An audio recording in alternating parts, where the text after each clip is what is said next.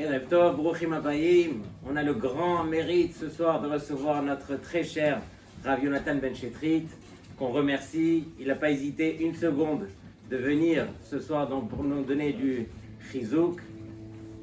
C'est l'occasion pour moi, bien sûr, de féliciter, de remercier très chaleureusement chacun d'entre vous. Vous êtes pour nous les acteurs principaux de ce Kollel Erev. Je me rappelle une fois, j'avais entendu le rabbi de Kotsk. Il avait réuni une fois ses élèves et leur a posé la question suivante. Où est Hachem? Bonne question, où est Hachem? Les élèves, sans hésiter, ont répondu, Hachem, il est partout. Il leur a dit non, ce n'est pas vrai. Hachem, il est partout où vous lui permettez d'entrer. Ça dépend de vous. De dire que Hachem, il est partout, c'est la Tset Yedechova, s'acquitter de son obligation. Mais faire en sorte que Akadosh Baruch Hu, il soit partout, ça dépend de vous. Ça dépend de chacun d'entre vous. Et la vérité, c'est que vous êtes dans vos études, vous êtes au travail, et vous permettez à Akadosh Baruch Hu de rentrer dans votre vie lorsque vous venez le soir, vous vous investissez dans votre limoud. Donc, encore une fois, on vous félicite, Baruch Hashem. C'est l'occasion aussi, je prends l'occasion de remercier, bien sûr, les présidents de cette belle choule tellement chaleureuse qui nous permettent de faire tout ce qu'on peut faire ici, messieurs Isaac Lévy et Jacob Meloul.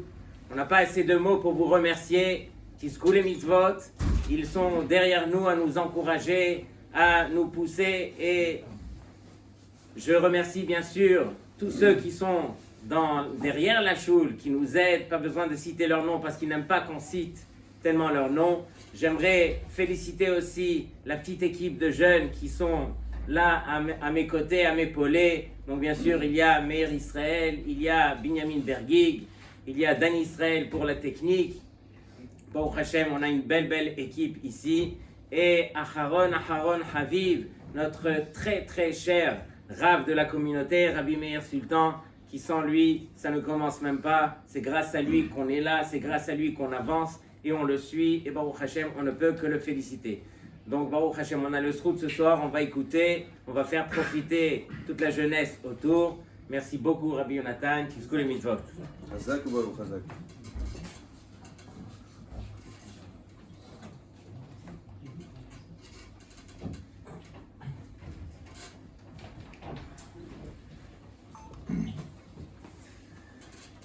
À mon tour, j'aurais voulu d'abord m'exprimer, d'abord pour remercier le Rav Michael Ifrach. Bon, vous avez une chance exceptionnelle. J'aurais voulu qu'on se lève tous. Voilà, vous allez tous vous lever, vous allez applaudir le Rav Ifrach.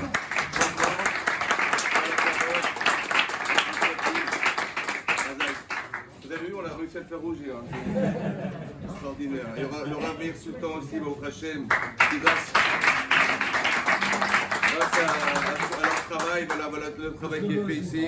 Vous êtes des futurs d'Hachem, des Torah, Tamilé Chachamim, et c'est à la gloire d'Hachem. Voilà, je voudrais vous féliciter à vous tous aussi, Baruch Hashem, pour tous les efforts que vous faites, parce que sans vous, qu'est-ce qu'on pourrait devenir? L'avenir, c'est vous, l'avenir, vous êtes les jeunes de demain, et sans vous, voilà, le judaïsme français pourrait disparaître. Et grâce à vous et grâce aux rabbinus qui vous sont près de vous, que vous avez la chance de pouvoir côtoyer, qui vont faire de vous des gens, des Torah. Alors j'aurais voulu également dédier le cours pour la Refoua Shelema de Chaim Raphaël Ben Rivka, Amen, de Chayinon Ben Aviva, également qui sont deux personnes malades à qui on souhaite une Refoua Shelema, que Be'ezrat Hashem, la Torah, qu'il fait une Refoua Shelema Bekarov, et aussi tous les autres malades. Alors, et aussi pour je ne connais pas son nom, mais c'est un monsieur qui est à Charenton qui est... Et aussi pour un monsieur qui est à Charenton, qui on souhaite une Refoua Shelema.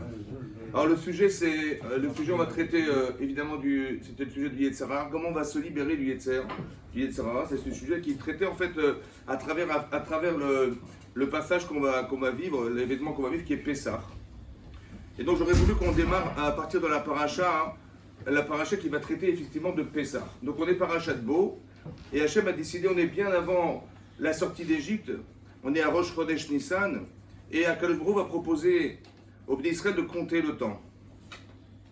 Et de nous dire, voilà, à Chodesh Hazelachem, voici ce jour aujourd'hui, le premier jour du mois de Nissan, qui est le Rosh, qui est au sommet des mois de l'année. Vous voyez, le Chodesh à Aviv, on l'appelle Chodesh à Aviv, On appelle ça le printemps, mais Aviv, c'est Av Yud Bet. En fait, le premier mois de l'année, il est le père des 12 mois de l'année. C'est lui qui va engendrer les 12 mois de l'année. Le Chodesh à Aviv, c'est le Chodesh qui va engendrer tous les mois de l'année. Et donc, ce mois-là, Hachem a dit, voilà, vous savez ce que vous allez faire? Vous allez prendre un agneau, qui est un agneau, c'est un animal sacré en Égypte. Et vous allez le prendre le 10 du mois. Vous allez prélever cet animal le 10 du mois de Nissan. Maintenant, le 10 du mois de Nissan, on va prélever un agneau. Vous savez que cet agneau est sacré. Et vous le sacrifierez le 14 du mois. Et dans la nuit du 14 au 15, vous allez le consommer. Maintenant, qu'est-ce que ça démontre? On sait que les d'Israël étaient des idolâtres. Et on sait pertinemment que au début de la paracha de Shemot, c'est aussi marqué que quand Moshe il a proposé à Paro de lui dire écoutez, on va partir d'ici, on va devoir servir Hachem, faire des sacrifices à 3 jours de marche. Il a dit mais pourquoi vous partez si loin? Restez là. Il a dit mais si on reste là, Iskelouni, ils vont tous nous lapider. Évidemment, si vous êtes égyptien à l'époque et vous adorez les animaux sont sacrés, et vous dites on va prendre votre animal sacré, un agneau, on va l'utiliser pour le sacrifier, évidemment qu'ils vont les lapider, évidemment c'est ça qui va se passer. Et Paro a dit, tu as raison, vous pourrez partir. Et qu'est-ce qu'a dit Hachem? Il n'a pas dit, vous allez partir à 3 jours, non, vous allez rester chez vous, à la maison. Et vous allez lapider, vous allez sacrifier ces animaux chez vous, à la maison. Donc ils ont risqué leur vie. Mais qu'est-ce qu'ils ont risqué? En fait, qu'est-ce qu'ils ont risqué? Ils ont risqué de dire, qu'est-ce qu'on choisit maintenant? Est-ce qu'on va refouler notre passé? Et on va sacrifier notre passé? On était idolâtres. Est-ce qu'on a le courage d'aller sacrifier notre passé, c'est-à-dire d'être idolâtre, aux yeux de tous, au prix de nos vies? C'était ça l'enjeu quelque part. Le soir de Pessah, c'était ça l'enjeu. Il fallait être capable de sacrifier son passé au détriment de sa propre vie, pour dire on s'engage. Il fallait récupérer le sang, il fallait asperger les poteaux les linteaux, pour dire voilà on s'affiche, voilà on est juif, on s'affiche. Oui, et c'est ça que Passar, qu'est-ce qu'il a fait Hachem? Passar, il a sauté au-dessus des maisons, il nous a épargnés. Pourquoi? Parce qu'on a été capable d'identifier qui on était fondamentalement. On a été d'accord de dire qu'on est des Hébreux, on adhère. Et on veut sortir d'Égypte, on veut recevoir la Torah. Voilà ce qu'ils ont décidé. Et par le srout de ces mitzvot, c'est-à-dire qu'ils ont fait le Korban Pessah, ils ont mangé des matzot, ils ont mangé du maror, et ils ont aspergé les poteaux et les linteaux de leur maison. Par ce mérite-là, ils sont sortis d'Égypte. C'est marqué clairement dans la Torah ici que ils ont mangé des matzot, al matzot ou mori murklou, ils ont mangé des matzot. Dit la Torah pourquoi ils ont mangé que des matzot. Rachid expliquait parce que ils sont partis Bechipazon, vous avez compris, c'est-à-dire ils sont partis à une vitesse folle. Il fallait absolument quitter l'Égypte. Pourquoi il fallait quitter l'Égypte? Il fallait absolument partir d'ici. Et carrément les Égyptiens, ils ont fait chasser, partir et donc ils n'ont pas eu le temps, dit la Torah, ils n'ont pas eu le temps de laisser la pâte terem, irmatz, avant que même le pain ait pu monter et pu fermenter, ils ont dû sortir. Donc ils ont sorti avec des matzot. Voilà ce que dit la Torah. C'est un peu répété un peu plus tard aussi, pareil. Et sur ce va découler des halachot. Que dorénavant, les dorotes, on va devoir consommer des matzot. On aura un issour de consommer du chametz. Tout à coup, le pain s'appelle du lechem dans l'année, mais à Pessah, il s'appelle du chametz. Pourquoi chametz? Parce que chimutz, ça veut dire qu'il va y avoir une fermentation de pâte qui va être organisée par le seor, c'est-à-dire la levure qui va faire monter la pâte. Et donc, on aura un issour de consommer du chametz. Venir cheta nefesh, que ce qui est d'accord, on est tous d'accord qu'on peut manger du pain toute l'année, on peut même déguster des pâtisseries le Shabbat. Seulement à Pessah, on est chayav karet, c'est-à-dire que si quelqu'un consomme du chametz à Pessah, c'est comme si qu'il avait transgressé Kippour. Qu'est-ce qu'il y a de fondamentalement grave dans le fait de consommer du chametz à Pessah? Venir cheta, vous entendez ce que je veux dire? Parce qu'il tousse, c'est pour ça que vous avez compris, ça veut dire que quelque part il faut comprendre fondamentalement qu'est-ce que c'est que le chametz. Qu'est-ce que c'est cette mitzvah? Nous, on dit on mange des matzot en souvenir de la sortie d'Égypte. Oui, on nous a raconté depuis qu'on est à Moutora, on nous dit, vous savez, on va manger des matzot à Pessah. Rappelez-vous, on était esclaves en Égypte. C'est marqué dans la Gada de Pessah. On a deux difficultés. Un, si c'est un souvenir, fondamentalement un souvenir qu'on mange des matzot, alors je ne comprends pas pourquoi les Bnei Israël eux-mêmes, qui sont les acteurs de la sortie d'Égypte, ils vont manger des matzot. Ils ont mangé du maror, mais nous on mange du maror parce que Marébou et Trayem, vous savez comment c'était dur, on a rendu leur vie amère, et donc effectivement il faut se souvenir de ces événements fondamentaux, et donc on nous fait manger du maror, nous à Pessah. Mais eux, ils venaient de sortir d'Égypte, donc ils n'avaient pas besoin de manger du maror. Ils avaient besoin de se rappeler à la seconde où ils sont sortis, alors qu'ils étaient déjà dans l'amertume, pas l'amertume, dans l'amertume. Ils étaient déjà dans l'amertume, ils n'allaient pas quand même manger du maror, et ben non, ils ont mangé du maror. C'est un manger du maror. Ils ont mangé des matzot, ils ont mangé du maror. Ils sont les acteurs, ils n'ont pas besoin de manger du maror. À part ça, on a un autre problème. Que si effectivement on mange des matzot en souvenir du passé. Voilà, on vous dit qu'il faut manger des matzot le soir de Pessah parce qu'il faut vous rappeler ce qui s'était passé en Égypte. On a deux soucis. Premier problème qu'on a, c'est que dans la parasha de Vaïra, là-bas, c'est marqué que quand les anges sont arrivés, voir Abraham, lui annoncer qu'il allait avoir un enfant l'année prochaine, bah Moed, dans cette période, on était Pessah. Et Rashi et le Al-Shir expliquent là-bas que quand il a dit à sa femme, Abraham, prends du solet, prends de la farine de solet, de la bonne farine, de fleurs de farine, et prépare des hougottes, le Al-Shir, il dit qu'on était Pessah, il a préparé des matzot. Il a dit à sa femme, fais attention qu'elle ne monte pas, que la pâte ne monte pas. Donc il faisait les mitzvahs de Pessah, d'accord? C'est aussi marqué plus tard dans la paracha, que quand ces fameux anges ils sont arrivés chez Lot, il leur a préparé des matzot. C'est marqué clairement dans la Torah. Et Rachid dit que c'était Pessah. Or, on sait pertinemment que ni Lot, ni Abraham, ni leurs parents, ni leurs ancêtres sont sortis d'Égypte. Et eux, ils ont mangé des matzot. Là, on ne comprend plus rien. C'est-à-dire que d'un côté, on nous dit qu'on doit manger des matzot au souvenir d'un événement, et on voit qu'eux n'ont jamais vécu cet événement, et pour autant, ils se sont rendus obligatoirement obligés de manger des matzot. Ça paraît un peu contradictoire. C'est-à-dire qu'il y a un souci de relation entre les événements passés et la réalisation de la mitzvah. Il y a un autre souci. C'est qu'il est marqué dans le Midrash qu'avant qu'Hachem crée le monde, Istakel Bedoraita ou Baralma. C'est-à-dire qu'Hachem il a dû regarder dans la Torah, oui, pour s'inspirer de ce qui est écrit dans la Torah, pour que les lois de la Torah puissent s'exprimer dans la vie de tous les jours. Et c'est ça le produit de la création du monde. C'est-à-dire que les rouages de la vie que vous avez, oui, ne fonctionneront manifestement que parce que la Torah existe. Que quand je vais à l'encontre de la Torah, le monde ne tournera pas rond. Et lorsque je vais dans le sens de la Torah, on peut penser que ça fonctionnera correctement. Or, la Torah existait 2000 ans avant la création du monde. Et dans la Torah, c'est marqué Ba'erev tochlu matzot. Le soir de Pessah, on mangera des matzot. Or, si la mitzvah existait avant la création du monde, donc elle existait avant l'histoire du monde.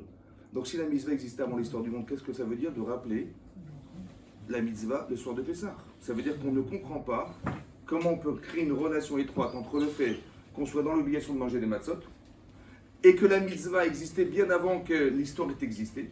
Ça veut dire que la mitzvah n'est pas tributaire du temps, que la mitzvah n'est pas tributaire de l'histoire du monde. Donc si la mitzvah n'est pas tributaire de l'histoire du monde, alors qu'est-ce qu'on fait à Pessah? Vous comprenez qu'est-ce que ça veut dire manger des matzot? On a l'impression qu'il y a deux sujets. Il y a de manger des matzot qui correspond à l'histoire vécue, et il y a quelque chose qui nous échappe, qui est mis en corrélation avec Pessah, avec la sortie d'Égypte, mais qui est à définir. Qu'est-ce que c'est que de manger des matzot? Qu'est-ce que c'est de ne pas manger du chametz? À part ça, il y a un autre souci. Moi, j'avais cru au départ que la Torah nous interdit de manger du chametz à Pessah. Donc, c'est sûr, 7 jours, c'est marqué, Shivat Yamim, il faut éviter de manger du chametz. D'accord? Très bien. Seulement, c'est marqué Shivat Yamim Tochal Matzot. Et ailleurs, c'est marqué, je suis pas plus tard dans le texte de la paracha, c'est marqué Ba'erev Tochal Matzot. Alors, il faudrait savoir, est-ce qu'on doit manger des matzot pendant 7 jours ou on mange que le premier soir de Pessah des matzot? Alors, l'Agmara pose la question dans le Psachim, elle répond au nom de Rava que non. Quand le Beth Amikdash était existant, la mitzvah durait 7 jours. Aujourd'hui, quand on n'a pas de Beth Amikdash, elle dure qu'un soir. Le premier soir de Pessah. Après le lendemain, il n'y a plus de mitzvah. Ça veut dire qu'elle ne dure qu'un soir. On nous demande de manger les matzot un soir dans l'année. Minat Torah. Ça va? Mais moi, j'avais cru qu'on ne pouvait pas manger du chametz, et pour ça, il fallait manger des matzot. On voit que ça n'a rien à voir. C'est pas que la matzah est venue remplacer le chametz, puisque manifestement, on ne mange que des matzot un soir, et on ne mange pas de chametz pendant 7 jours. Donc vous avez compris, il y a beaucoup de problèmes. Comment comprendre tout ça? Ça veut dire qu'on a un souci de comprendre la coordination des événements. 1, de comprendre le sens des mitzvot. 2, de donner un sens à chaque chose pour essayer d'être lucide dans toute cette histoire. Et au final de comprendre, est-ce qu'au finalement on fait l'histoire de la sortie d'Égypte? Est-ce que la mitzvah, puisqu'on voit bien que Abraham Avinu, Lot ont consommé des matzot, et eux manifestement ils ne sont jamais sortis d'Égypte, donc est-ce que c'est un souvenir? Et le souvenir n'a pas de sens, puisqu'on voit bien qu'on est capable de comprendre qu'il peut y avoir des mitzvot sans être tributaire de l'histoire du monde. On voit bien que donc on a du mal à comprendre comment ça se coordonne tout ça. Bon. Il y a un issur de manger du chametz, il y a un issur de consommer du chametz, et il y a une chova de manger des matzot. C'est marqué dans le texte de la Torah que lo yoklu yitmamea, ils n'ont pas eu le temps de laisser, ouais, terem yichmat, avant même que la pâte elle est gonflée, on est sorti d'Égypte. Ça veut dire qu'on aurait dû manger du pain. D'accord? Mais on n'a pas eu le temps de faire du pain. Ça veut dire que Moshe, il est venu voir, je sais pas, il est venu voir sa femme. Et il lui dit, dis-moi, les chalotes, tu les as préparées ou pas? Il fait, comment ça, j'ai préparé les chalotes? Mais j'ai pas eu le temps. Comment ça, il n'a pas eu le temps? Il va lui faire un scandale. Il a pas eu le temps, on n'a pas eu le temps de manger des chalotes. C'est ça qui est marqué, oui. Il dit, ah ben dorénavant, on mange de la matzot. Et donc, comme on n'a pas eu le temps de faire du pain, alors on va manger des galettes. Ça va? Comme on n'a pas eu le temps de faire du pain, alors on va manger des galettes. Bon, on n'a pas eu le temps de faire les courses, on ne va pas faire les courses. C'est-à-dire quoi? Qu'est-ce que ça veut dire? C'est quoi cette histoire de on n'a pas eu le temps de faire? Parce qu'on n'a pas eu le temps de manger des matzot, alors on va manger des galettes. Alors il fallait faire du pain, et on n'a pas eu le temps de faire du pain, il fallait manger des matzot. C'est quoi cette histoire de ne pas avoir eu le temps de faire? Alors c'est vrai que ça paraît compliqué à comprendre. C'est parce est-ce qu'on peut imaginer que c'est simplement de raconter des histoires que de nous dire que finalement, parce qu'on n'a pas eu le temps de manger du pain, alors on va manger des galettes. Et on se souvient du fait qu'on n'a pas eu le temps, quand c'est tellement important qu'on n'ait pas eu le temps de manger du pain ce soir-là.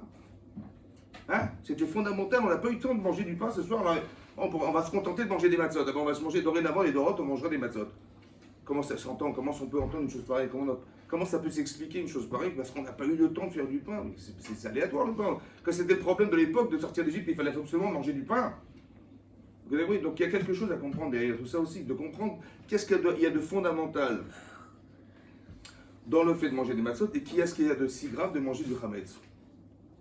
À part ça, on est dans un sens, on est en train d'exprimer la liberté. Ça veut dire que la sortie d'Égypte, le symbole fondamental de la sortie d'Égypte, c'est ce qu'on dit dans la Gadat Pessah, c'est que on va commencer Big Night, on va parler de ce qui était grave pour nous parce qu'on était esclaves, assujettis en Égypte, on travaillait Béfarer, les gens mouraient sous les coups, il y avait des camps de concentration. Si vous voulez un peu vous imaginer à grande échelle, parce que ce qui s'est passé pendant la Shoah, c'est une petite échelle. Il y avait des camps de travail, ça a duré ce que ça a duré, mais la sortie d'Égypte, ça a duré des centaines d'années. Ça veut dire que, je ne sais pas si vous vous rendez compte, que des gens, ils étaient esclaves à vie.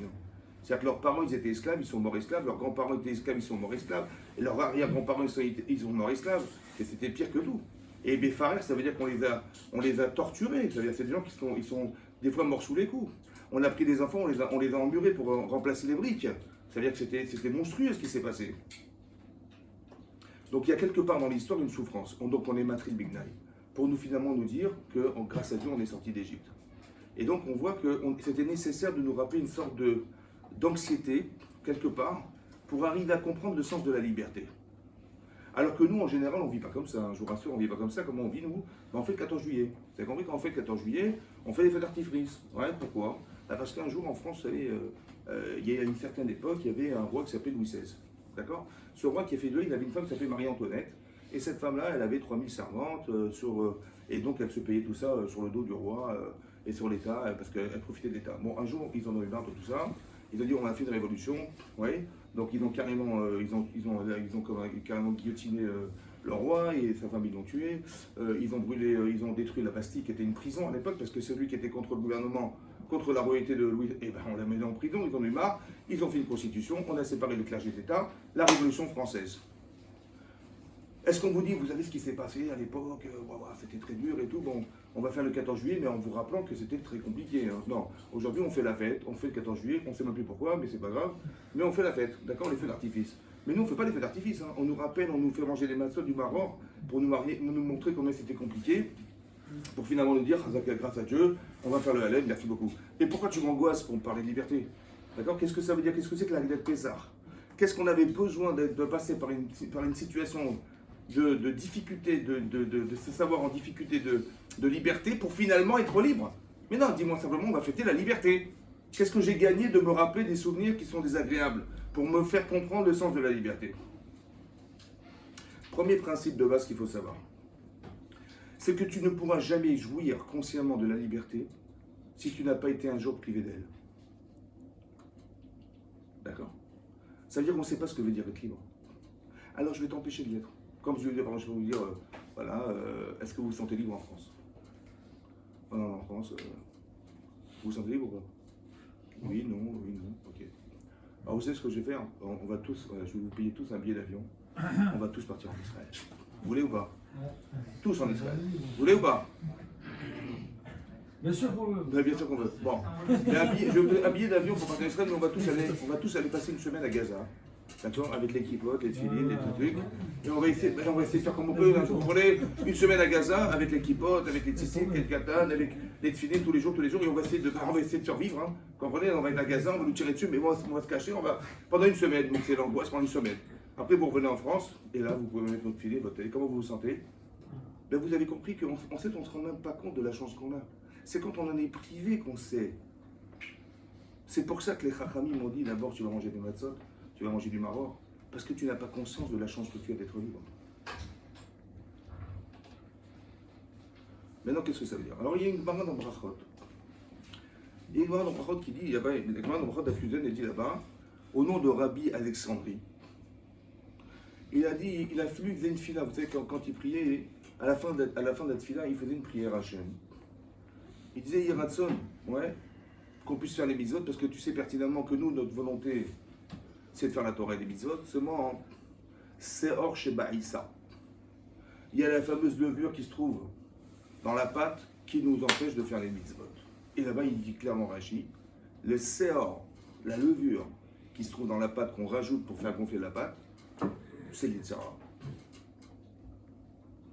Donc on apprend un principe déjà, que les Chazal, ils ont compris qu'à travers le fait que la Torah nous demande de ne pas manger du Hametz, c'est quelque part un symbole profond. C'est de savoir que, sache une chose, que dans le séor, dans la levure que tu rajoutes dans la pâte, il y a quelque chose qui va faire que la pâte va gonfler. Maintenant, on va essayer de réfléchir ensemble. Le Rav Chaim Friedlander, il pose la question, il dit, mais qu'est-ce qu'il y a de spécial dans le Hametz qui nous rappelle fondamentalement le Yetzer Hara, le mauvais penchant. Après ça, il faut aussi comprendre qu'est-ce que c'est que le Yetzer Hara. C'est quoi le Yetzer Hara? Alors peut-être on va expliquer comme ça. Déjà, comprendre. Vous savez, quand vous faites de la pâte, d'accord, vous prenez de la farine, vous mettez de l'eau, vous prenez 1 kilo de farine, vous mettez de l'eau, vous mettez vous mettez un cube de levure, vous mettez un peu de sel, un peu de sucre, voilà, et vous allez pétrir la pâte. D'accord? Pétrir la pâte. Bon. Vous avez fait 1 kilo, 1 kg 200 de pâte. Donc ça, c'est une petite boule. Bon. Mais il y a 1h30, vous avez fait une autre pâte, la même. Elle pèse 1 kg 200 et vous l'avez mis dans la bassine. Vous appelez votre fils, il dit, tu vois, on a fabriqué ensemble ce kilo et demi de pâte, là, ce kilo 200 de pâte. Tu vois? Bon, on a vu ensemble, tu vois, on a pesé tous les deux, ça pesait 1 kilo. J'ai rajouté de l'eau, j'ai rajouté le cube de levure, j'ai rajouté du sucre et du sel, et j'ai fait la boule. La boule, elle est là. On l'a vu, elle pèse 1 kg 200. Bon, si celle-là, elle pèse 1 kg 200, celle qui est dans la bassine là-bas, qui déborde, combien tu crois qu'elle pèse? Elle est comme ça, la bassine. La pâte, elle déborde complètement. Il m'a dit, bah papa, c'est clair que si celle-là, elle fait 1 kg 2, après l'autre, elle fait 10 kg. Bah, vu le volume. Je lui dis, non, tu sais quoi, elle fait 1 kg 200. Il dit, papa, tu sais quoi, je te fais confiance d'habitude, mais là, tu dis n'importe quoi. Là, je dis, je comprends, elle fait 1 kg 200. Mais c'est pas possible, regarde le volume qu'elle a. En fait, on a compris un principe. Le premier yesod du Yetzer Hara, il nous gonfle. Non, le premier yesod du Yetzer Hara, c'est qu'en vérité, vous allez vous rendre compte que le Seor chez Baïssa, il nous fait croire. D'accord? Le Yetzer Hara, il a la faculté de nous faire croire. C'est-à-dire une réalité. La même réalité, on va nous faire croire que la vérité, c'est la logique de cette vérité. C'est vrai que logiquement, si vous la voyez énorme, c'est qu'elle pèse 10 kilos, évidemment, selon le volume. Non, on va jouer sur votre méconnaissance. Parce qu'on ne sait pas qu'à l'intérieur de cette boule de pâte, il y a de l'air. Et comme on ne sait pas, alors on peut tomber dans un panneau. On voudrait nous faire croire, parce que de façon cohérente et logique, bah évidemment, si celle-là fait 1 kg 2, celle-là fait 10 kg, c'est vrai. Donc là, mais est-ce que tout ce qui est logique est forcément vrai? Pas du tout. D'accord. C'est pas parce que c'est logique que c'est vrai. Premier principe du Yetzer Hara. Deuxième principe du Yetzer Hara, c'est que tu sais, sous la table, il n'y a pas un type qui pompe là, qui fait gonfler la pâte. Il n'y a personne. Ça va? T'as vu, il n'y avait personne. On voudrait nous faire croire que le monde, il fonctionne tout seul. C'est la nature. Oui, c'est la nature. Il y a des arbres, c'est la nature. Il y a des oiseaux, bah, c'est la nature. Il y a un soleil extraordinairement placé, c'est la nature. Il y a des nuages qui produisent, c'est la nature. L'évaporation, on peut tout expliquer, c'est la nature. Bon, mais c'est quand même intelligent la nature, franchement. Il y a des saisons, il y a des lois naturelles, c'est extraordinaire. Bon, quand tu grattes un peu, tu dis, bon d'accord, je vous êtes bien gentil, c'est la nature, je comprends bien, Khazak, merci. Mais il est où le cerveau de la nature? Hein? Il est où? Ben, je cherche partout, je n'ai pas trouvé. Parce que c'est vraiment bien organisé. Hein. Vous savez, vous avez un soleil qui se trouve à 150 millions de kilomètres, qui produit de la chaleur. Je ne sais pas si vous vous rappelez, il y a 4-5 ans, il y avait le COP21. Vous vous rappelez de cette histoire? Bon, ils ont dit, vous savez, il faut s'alerter, les cocos, parce que il y a des réchauffements climatiques, parce qu'on pollue la Terre. Vous comprenez, il y a les États-Unis d'un côté, il y a la Chine de l'autre. On produit de la pollution. Et la pollution, ça crée un nuage. Ce nuage, il permet, d'abord, il détruit la couche d'ozone, il laisse rentrer la chaleur, mais il l'empêche de sortir. Et donc, cette chaleur étant, on est dans une vase fermée, donc on est dans une serre, ouais, carrément. Et donc, la chaleur faisant, les pôles, ils commencent à fondre et bientôt, dans 20 ans, Miami sera inondé. Parce que la chaleur qui fait que, combien de degrés près, combien? À 2 degrés près, c'est catastrophe. Ça va? Bon. C'est-à-dire que si on n'avait pas pollué la Terre, on est à la bonne température. Oui ou non? Bon, grâce à quoi on est à la bonne température? C'est qui crée la chaleur sur la Terre? C'est le Soleil. Il a combien de kilomètres? 150 millions. Il fait combien de fois la Terre? Le Soleil. Il fait 110 fois la Terre. Bon, imaginez-vous, il faisait, si on n'avait pas de peau, hein, il était à 140 millions de kilomètres. C'est possible, le hasard faisant, 140, on serait cramé là. Et s'il était à 160, on serait congelé. Et si ça faisait 100 fois la Terre, il n'y aurait pas 7 milliards. Bon, vous comprenez? Bon, on a eu de la chance. Hein. Franchement, il est bien tombé, c'est 150 millions. Au degré près, hein, attention, là, parce que 2 degrés, c'est une catastrophe. Hein. Heureusement, quand vous faites un steak à la maison, comment vous faites? Vous prenez votre poêle, vous mettez un peu d'huile, vous mettez votre viande dessus. Bon, si vous mettez le feu trop bas, ça ne cuit pas. Si vous mettez trop haut, ça brûle. Bon, vous avez bien réfléchi, il faut bien réfléchir, hein, parce qu'il faut que ça soit la bonne température. Hein. Bon, c'est qui a réfléchi, qui l'a mis là-bas? Eh bien, c'est la nature. C'est vrai, je vous rassure, c'est comme ça, c'est la nature. Très ballon. Bon, vous avez compris qu'il y a un penseur ou pas? Évidemment, on voudrait nous faire croire que c'est la nature. Ah oui, parce que tu vois bien, la nature. Mais quand tu creuses un peu, tu te rends compte, il est où la nature? Il est où le penseur de la nature? On voudrait nous faire croire. On voudrait nous faire croire que ça marche tout seul. Elle est gonflée toute seule, la pâte. Et Yitzhara, il a deux fonctions. Là tu dis, tu vois, c'est la kfira. C'est-à-dire on est kofer, chazé shalom. Il dit donc renier Dieu, il n'y a pas de bon Dieu. Ça ne m'intéresse pas de croire qu'il est là. Donc le Yitzhara, il va s'arranger pour me faire croire que, ça va. Et deuxièmement, il va te faire croire des choses qui sont logiquement possibles. Mais est-ce que c'est la vérité de ce que tu sais? Et comment je vais savoir la vérité, moi? Comment je vais faire? C'est pour ça que la Torah était obligatoirement donnée, parce qu'on ne pourra pas s'en sortir sans, vous comprenez? Elle est où la vérité? Ça, c'est une chose à comprendre. Après, je vais vous expliquer un petit peu autre chose. C'est marqué dans, vous savez, c'est marqué dans l'Ekbar, dans Brachot, là-bas, il y a fait une Mishnah, ouais, qui dit que quand on dit dans le Kriyat Shema, Ve'alta et Hashem Elokecha Bechol, Levavecha, ça veut dire quoi Bechol, Levavecha, Bechol? De tout, de tout, de tout, de tous tes cœurs, ouais, de tous tes cœurs. On a combien de cœurs? 2 cœurs. Donc, on a 2 tendances en fait. Shnei Yitzirecha, il y a 2 tendances en nous. Yetzeratov, Yetzera. Quand est-ce qu'il est rentré Yetzera en nous? Le jour où Adam a fauté. Nichnasbo Yetzera. Ça va? Ça veut dire qu'il y a quelqu'un en vous qui est là, il s'amuse avec vous. Ça va? Maintenant, comment il s'amuse avec nous? Alors, je vous explique un truc. Un exemple, je donne un exemple pour vous prouver que Yetzera existe. Ça va? Ok. Voilà. Tous les matins, on fait la tefila. Tous les midis, tous les midras, on fait la tefila, n'est-ce pas? Et tous les soirs, on fait la tefila. Très bien. Le matin, on arrive à la prière, on se lève tôt, hein, c'est vrai, on fait des efforts pour venir prier Hachem. Hein, on fait des efforts. On fait les psuké des Imra, on fait le Yetzer. On prend sur nous le Ol Malchut Shamaim, Shema Israël, Hachem Elokeinu, Hachem Echad. On a pris sur nous, ça y est, c'est bon. Donc le matin, je prends sur moi, je sais qu'il y a du Yetzera dans la journée, mais je prends sur moi le joug divin. Le soir, il y a un autre Yetzera le soir. Je prends sur moi le joug divin. J'arrive à la Mida. Donc là, j'arrive au summum de ma prière. J'arrive à la Mida, je vais parler à Hachem direct. Est-ce qu'il est arrivé une seule fois dans votre vie, d'accord, que vous avez fait la tefila sans penser à autre chose? Ça vous est déjà arrivé une seule fois dans toute votre vie? Bon. Vous êtes comme ça, vous êtes en train de commencer la tefila, Hachem peut-être tu tapes les autres. Cet après-midi, j'ai un examen, vous lâchez un peu. C'est comme ça. Ça va ou pas? Bon. Dites-moi, est-ce que c'était le moment de penser à ça? Non, je suis en train de prier Hachem. Je sais pas que vous parlez à quelqu'un, vous lui parlez et puis il fait. Et puis vous voyez qu'il pense à autre chose. Tu dis, mais t'as compris ce que je t'ai dit? Attends, excuse-moi, sûrement j'étais ailleurs. Tu penses à tes dernières, mais je te parle, tu rêves ou quoi? C'est honteux. Mais nous, on fait ça tous les jours, hein, je vous rappelle, tous les jours. On parle à la chaîne, on s'en va, c'est perdu. Mais c'est honteux. Bon, donc j'avais pas envie. J'avais pas envie. J'avais non seulement pas envie, j'ai pas envie de penser. Je suis pas venu pour ça, quoi. Ça dure 5 minutes là-dessus là. Je suis pas venu pour penser à autre chose. Après, je verrai plus tard, on verra en passant. Et bien, systématiquement, c'est comme ça, on pense à autre chose. Ça va? Et à part ça, c'est pas le moment de penser à autre chose. J'avais pas envie de penser à autre chose parce que je suis pas venu pour ça. Je me suis pas levé à 6h du matin, faire la file à 7h pour pouvoir faire.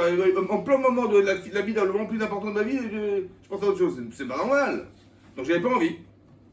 Et c'était pas le moment. Ça se fait pas, c'est honteux, tu parles à la chaîne, tu penses à autre chose, ça va pas ou quoi? Vous avez compris quoi? C'est qui avait ça? Hein? La levure. La levure. Mais qui est-ce qui pense?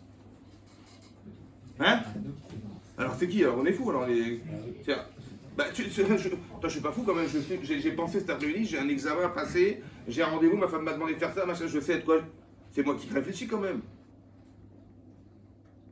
Et on dit non, c'est pas toi, hein, c'est. Mais comment ça, c'est pas moi? Je suis pas fou quand même, c'est moi qui ai pensé. C'est quoi les Yitzhara? Hein? Qu'est-ce qu'il fait les Yitzhara? Hein? Taquine. Comment? Je taquine. Viens, Patine. Taquine. Ah, j'ai compris, mais qu'est-ce qu'il fait les Yitzhara? Concrètement. Appliquer ce que tu penses. Toi, tu as des intérêts personnels. Le détour. Tu as des défaillances, tu as d'intérêts personnels, tu as des midotes, tu as de la compréhension, tu as de la méconnaissance. Il te connaît par cœur. Il sait où sont tes problèmes, il sait où sont tes intérêts. C'est ce qu'il fait le Yitzer. Il va chercher dans ton cœur les intérêts que tu as, il te les met devant. T'acceptes ou pas? C'est toi qui décides. Il les propose. Par exemple, si vous connaissez, voilà, il y a deux enfants qui sont malades. D'accord? 2 personnes malades. Gravement malades. On est tous touchés par ça. Bon. Maintenant, il y a des gens qui vont même pleurer pour eux. J'arrive à Rifaïnou. Je prie pour ces gens-là. Est-ce que je vais penser à autre chose? Hein? Non. Tout à coup, j'ai pas dit de ça. C'est bizarre, comment ça se fait? Quand j'ai rien à penser? Parce que quand on est traditionnaliste, là. Alors on fait la prière, on nous a demandé de prier, il faut bien prier, on fait les mitzvot, vous comprenez? Alors on fait prier. Et tout à coup, c'est marrant parce que là, je pense à autre chose. Mais quand je prends à cœur ce que je fais, j'ai plus de peine de Yetzara. Comme si que le problème qu'on avait dans la prière, qui est un exemple, on ne se sent pas concerné par ce qu'on est en train de dire. Dis-moi, tu es très intelligent, tu es brillant, intelligent. Bah, des fois, il y a des choses que je comprends, des fois, je ne comprends pas. Et bien, profites-en pour demander à Hachem, à ta Chodé Lamdat. Ça te fait mal au ventre de ne pas comprendre? Tu dis, bah non, pourquoi? Bah, c'est pour ça que tu as dit Yetzara. Parce que ça ne te préoccupe pas. T'as besoin de faire tes chouvas? Bah oui, mais comme tout le monde, quoi. Mais c'est normal, c'est comme tout le monde, donc c'est normal. Et tu crois que tu fais plaisir au bon Dieu parce que tu veux faire la prière? Dieu m'a demandé de prier, je vais faire la prière. Mais il t'a pas demandé de prier, Hachem. Il t'a demandé de créer rien. Et comment il a fait? Parce qu'il t'a créé des manques. Et ces manques-là, forcément, tu as besoin de les combler. Mais par qui tu vas les combler, à ton avis? Ben, c'est lui qui va t'aider. Mais est-ce que ça te dérange d'avoir des carences? Parce que on a un problème de da'at, on a un problème de Teshuvah, on a un problème de Slicha d'Hachem, on a un problème de Refoua Shelema, on a un problème de Géoula, on a un problème de Parnassa, mais c'est que des manques, tout ça. Mais est-ce que ça te préoccupe? Ben non, parce que manifestement, si tu penses à autre chose, c'est que c'est pas très important. Mais c'est ça qui est problématique. On a créé l'Yetzera justement pour que tu arrives à te rendre compte de ce que tu fais. Mais cette carence, elle est où? Elle est là. Donc quand tu te bats contre ça, c'est comme tu fais de la musculation. Il y a des gens qui font de la musculation, d'accord? Ils vont dans les salles de sport, qu'est-ce qu'ils font? Ils prennent des haltères. Mais qu'est-ce que tu fais quand tu fais des haltères? Ben, tu vas soulever des masses contre la pesanteur. Et tu vas te rendre compte bizarrement que tes muscles les gonflent.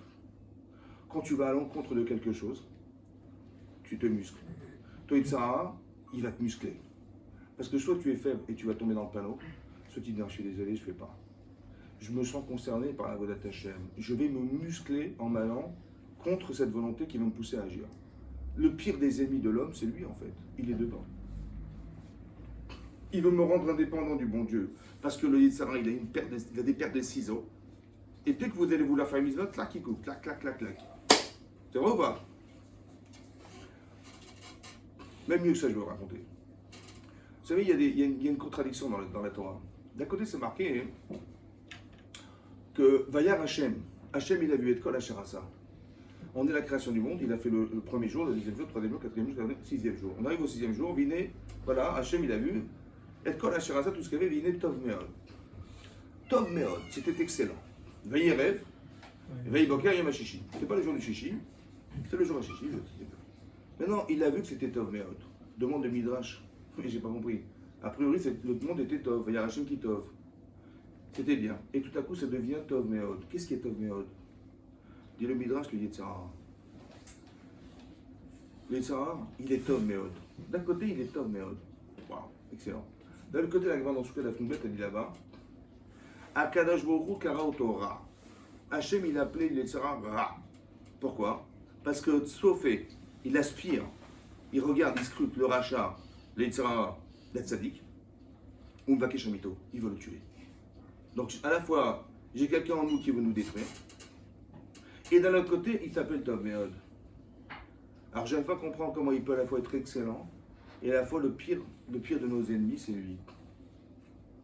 Comment il y a de l'excellence dans la faculté à croire qu'on veut nous éliminer. Ah! Vous avez compris qu'il y a un problème? Alors, peut-être qu'on peut dire comme ça. Une explication que je vous donne, ça reste entre nous, hein, je sais pas de... Est-ce que vous vous connaissez? Hein? Bon. Comment je vais apprendre à me connaître? Quelles sont mes forces? Quelles sont mes faiblesses? Je sais pas.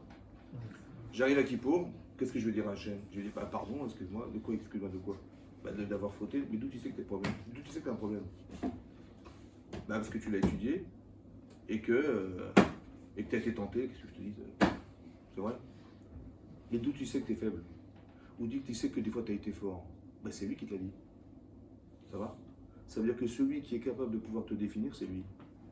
Donc il est révélateur de ta défaillance, ou bien de tes forces. Mais à la fois il est rare. Tov Meod. Ça veut dire que je sais exactement qui je suis. Je vais vous dire même mieux que ça. Il y a des gens qui ont un gros Yetzirah. D'accord? Ce qu'on appelle le Yetzirah Rafat. Yetzirah Rafat. Il y a un Yetzirah de folie. Et on se dit, mais on est tous des Rechaïm. Voilà, comme une fois quelqu'un me dit, vous savez, Rav, bon, j'ai fait l'Avera, hein. Bon, je lui dis quoi alors? Mais c'était plus fort que moi. J'ai pas résisté. Je dis, plus fort que qui? Ben, plus fort que moi. J'ai pas compris, c'est qui l'autre? Il dit, oui, il y a quelque chose qui m'a poussé à faire. Mais c'est toi qui as décidé, c'est toi qui as voulu ce jour-là. Il dit, oui, mais c'était plus fort que moi. Mais comment ça peut être plus fort que toi? Puisque c'est toi. Il m'a dit, mais me rendez pas malade. C'est plus fort que quoi? J'ai pas compris, plus fort que quoi? Il dit, il y avait quelque chose qui m'a poussé à agir et j'ai pas pu résister. Donc c'est quelqu'un d'autre, c'est pas possible. Puisque ça ne peut pas être plus fort que toi, puisque c'est toi qui décide, c'est toi qui veux, c'est toi qui désire, c'est toi qui accepte, qui refuse. Plus fort que toi? Bah oui, plus fort que toi. Il y a quelque chose de plus fort que soi à l'intérieur de soi. Yigbar dans Brachot Afkafret, la Gemara dit là-bas que Rabbi Yochanan ben Zakkai, il était mourant. C'était un grand tana, Rabbi Yochanan ben Zakkai. Et lorsqu'il a vu la Gemara, ses Talmidim rentrer, ses élèves rentrer, il a commencé à pleurer. Et ils lui ont dit, mais pourquoi vous pleurez, Rav? Il a dit, Yeshni Shne Drachim Lefanai. J'ai deux chemins devant moi. Un qui m'amène au Gan Eden et un au Gehinam. Je ne sais pas où je vais. Un au Gan Eden et au Gehinam. Je ne sais pas où je vais. Il dit, si on m'amenait devant un juge de chair et de sang, bon, il va me juger, ok, bon. Mais un Issouré, c'est voilà. Il ne va pas m'emprisonner par la vie, ça ne va pas durer toute ma vie. Et un Karasso, Karasolam, s'il se met en colère contre moi, ça ne va pas durer l'éternité. Bon, et puis en plus, c'est quoi, je peux lui s'habiller, ça va. D'accord? Mais quand même, j'aurais peur. Mais on m'amène devant Hachem. Karasso, Karasolam, Issouré, Soram, mais Shochat, ça n'existe pas chez lui. Vous comprenez? Je ne vais pas avoir peur. Bon. Après, il leur a dit, après les Talmidim, ils ont dit, mais Rav, faites-nous une bracha. Il a dit, Yiratson, que soit la volonté d'Hachem. Chez Lachem Mora Shamaim, qu'est Mora Bassar Badam. Que vous arriviez à atteindre un jour l'idée qu'il faille craindre Hachem comme vous craignez les hommes. C'est ce que je comprends. Je dois craindre Hachem comme je crains la police.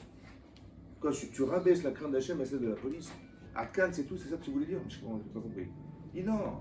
Quand un homme il fait une avéra, qu'est-ce qu'il dit? Allez, va, chez lui, il n'y a rien ni Adam. J'espère que personne ne me verra. Ça va?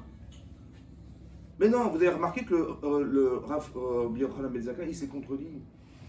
Non, vous avez remarqué ou pas? Quand il a dit, on m'amène devant un homme, ça va, je m'arrange. Mais devant Hachem, qu'est-ce que je vais dire? Et là, il a dit à l'éveil que vous arrivez à craindre Hachem comme vous craignez les hommes. Autrement dit, la crainte de l'homme est plus grande que celle d'Hachem. Je sais pas, il s'est juste contredit. Vous l'avez vu ou pas? Vous avez compris qu'il y a deux choses? Quand tu mets Hachem sur la balance et tu mets monsieur sur la balance, voilà, tu vas être surpris en flagrant délit d'Avéra. Bon. Mais évidemment qu'intellectuellement, Hachem, il pèse plus lourd que le type qui va te voir en face de toi. On est bien d'accord ou pas? Intellectuellement. Mais émotionnellement, qui c'est qui pèse plus lourd? Ben c'est celui que tu vas voir. C'est plus fort que quoi? Plus fort que quoi? Plus fort que ce que tu sais. Tu sais qu'Hachem, il est plus que tout. Tu le sais ou pas? Tu le sais ou pas? Mais ce que tu vas voir, c'est plus fort que ce que tu sais.